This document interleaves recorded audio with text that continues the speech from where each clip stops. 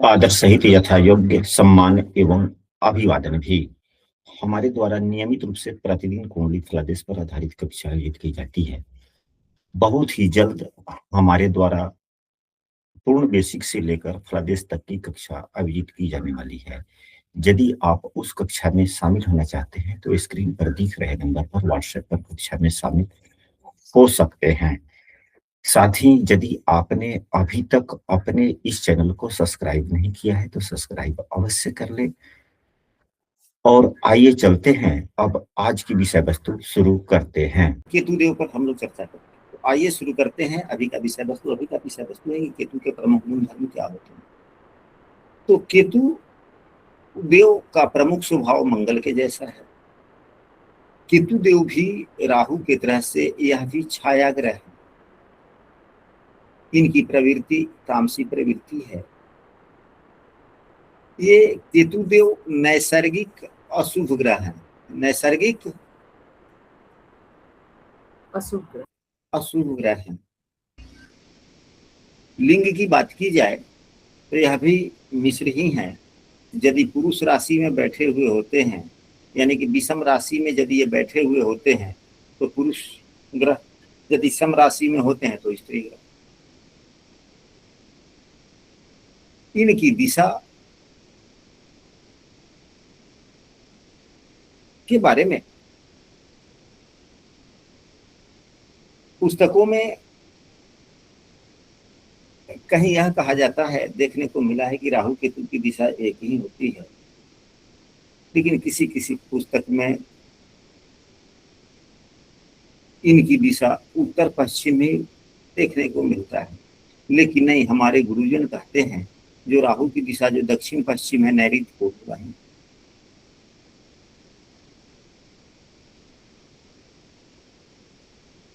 ये राहुदेव वृश्चिक राशि में उच्च के होते हैं। किसी किसी पुस्तक में धनु राशि भी बतलाया गया है। और यह नीच के वृषभ एवं मिथुन राशि में होते हैं। यानी कि राहुदेव जिस राशि में उच्च के होते हैं उस राशि में केतुदेव नीच के होते हैं। जिस राशि में राहुदेव नीच के होते हैं उस राशि में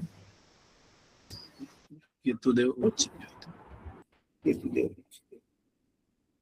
अब मान लिया जाए कि अगर 2 नंबर की राशि यहाँ है 3, 4, 5, 6, 7, 8, अगर राहुदेव यहाँ उच्च के स्थिति में होंगे तो केतुदेव भी उच्च के स्थिति में होंगे।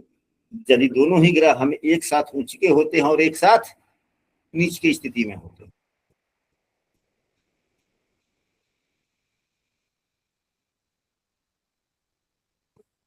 मित्र की बात की जाए तो यह मंगल एवं शुक्र को अपना मित्र मानते हैं। मंगल एवं शुक्र को यह मित्र मानते हैं। केतुदेव शत्रु, सूर्य चंद्रमा शनि को एवं राहु को भी यह क्या मानते हैं? शत्रु मानते हैं। बुध एवं गुरु को यह सम मानते हैं। अब केतुदेव को कौन कौन से ग्रह शत्रु मानते हैं वह भी हम सब समझ लें। तो सूर्यदेव केतुदेव को शत्रु मानते हैं। सूर्यदेव, चंद्रमा भी केतु को शत्रु मानता है। मंगल केतु को शत्रु नहीं मानता, सम मानता है। बुध केतु को सम मानता है। गुरु केतु को सम मानता है। शुक्र केतु को सम मानता है। शनि भी केतु को सम मानता है। राहु केतु को शत्रु मानता है। यानी कि सूर्य और चंद्रमा यानी कि 5 एवं 4 नंबर की राशि में यदि ये होते हैं तो यह शत्रु राशि में बैठे हुए। ऐसी राशि जिनके स्वामी इनको शत्रु मान।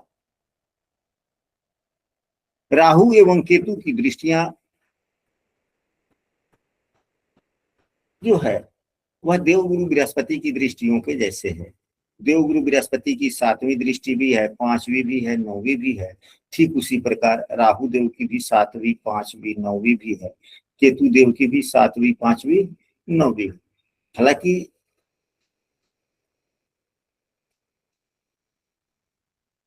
केवल 7वीं दृष्टि है। राहु केतु देव के बारे में कुछ विद्वानगणों का कहना है, कुछ विद्वानगणों का कहना है कि नहीं 5वीं, 9वीं ली जाए। कुछ विद्वान का कहना यह है कि ये तो कोई ग्रह ही नहीं, यह तो कोई ग्रह ही नहीं है, ये तो मात्र छाया मात्र है। तो छाया की दृष्टियां कैसी? लेकिन हम लोग दृष्टियों को भी लेते हैं, हमारे गुरुजन भी राहु केतु की दृष्टियों को लेकर के फलादेश करते हैं, किए हैं, और हम लोग भी करते हैं। तो प्रायः ऐसा देखा जाता है कि फलादेश में सटीकता आती है, तो हम सबों को दृष्टियों का करना चाहिए। अब राहुदेव का जहां रत्न गोमेद है, तो केतु देव का जो रत्न है वह लहसुनिया है। सनिया, कितना आदमी लहसुनिया भी कहता है। राहुदेव एवं केतुदेव दोनों का स्वाद कसायला ही है, कसाय टाइप का है। राहुदेव हमारे बाबा के कारक हैं, बाबा कहिए दादा कहिए बात एक है। तो केतुदेव हमारे नाना, यानी कि हम जहां से आए हैं वह केतुदेव है, जहां हमें जाना है राहुदेव। यानी कि मातृपक्ष नाना और पितृपक्ष दादा दादा।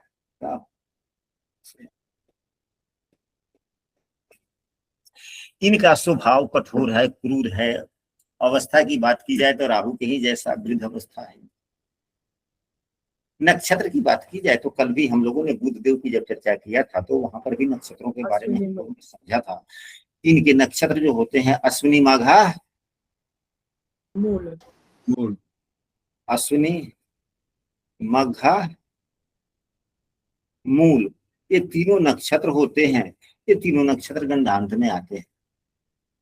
यदि इन नक्षत्रों में बच्चे का जन्म हो तो हम सबों को शांति अवश्य करवानी चाहिए, चाहे देश काल परिस्थिति के अनुसार अपने गुरुजन अपने पुरोहित से पूछना जरूर चाहिए। यदि अन्य भी कोई ग्रह इन नक्षत्रों में हो जन्म के समय तो उनके बारे में भी पूछनी चाहिए। अब बीमारी कौन सी है देते हैं, तो केतुदेव और राहुदेव में कोई खास ज्यादा अंतर नहीं है।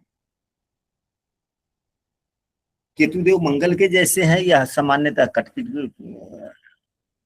कटने का भी काम करवा देते, यानी कि कटना उठना।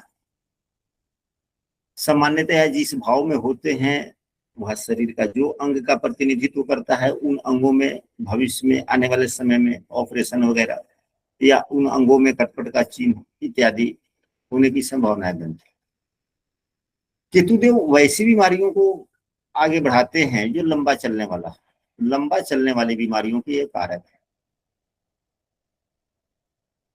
ऐसा बीमारी जिसका जल्दी पता न चले, इन्फेक्शन वाली बीमारी, मानसिक का इत्यादि। जब कुंडली में अच्छी स्थिति में होते हैं, खास करके यदि 12वें भाव में होते हैं या किसी भाव में हो, खास करके 12वें भाव में तो अच्छा है, तो यह हमें मोक्ष की तरफ ले जाते हैं, नहीं कि सच्चा ईश्वर भक्ति की तरफ भी लेकर जाते हैं। यह साइंस माइंडेड ग्रह भी हैं, यानी कि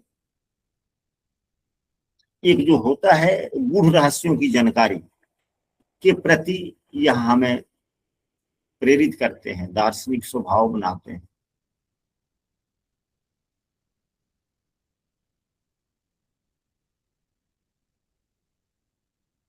एवं शिक्षा की बात की जाए तो टेक्नोलॉजी शिक्षा, यानी कि पढ़ाई भी दो तीन प्रकार की होती है, साइंस और आर्ट, साइंस और आर्ट्स। ये साइंस माइंडेड ग्रह है केतुदेव, साइंस माइंडेड, तकनीकी भाषा, मेडिकल की तरफ भी लेकर जाते हैं। जब खराब होते हैं तो ऑपरेशन वगैरह करवा देते हैं, चोट देते हैं, दर्द देते हैं। ऐसी बीमारियां यह प्रदान करते हैं जिसमें वृद्धि होती है। तो आशा करते हैं कि आप लोगों ने अब किसी भी प्रकार की केतु देव से संबंधित, हाँ बोला जाए। दशा अवधि इनकी कितनी है? 8 साल। हाँ जी, दशा अवधि 8 साल है। हाँ, केतु देव की दशा अवधि जो है वह 7 वर्ष है। केतु देव की दशा अवधि 7 वर्ष है और इनके नक्षत्र अश्विनी माघा मूल, जी। अश्विनी मघा मूल, और दशा 7 वर्ष। 7 ही वर्ष है या अधिक है? मुझे तो हमें तो याद है 7 वर्ष। 7 वर्ष। 7 वर्ष है। और राहु देव की? राहु देव की दशा अधिक है, 18 वर्ष है। 18। ये अलग अलग क्यों है फिर, जबकि इनके ये 180 डिग्री पे ही रहते हैं फिर भी? और सभी गुण धर्म समान है, सामान्यतः स्थितियां भी एक जैसे है, दोनों एक दूसरे के अपोजिट में है।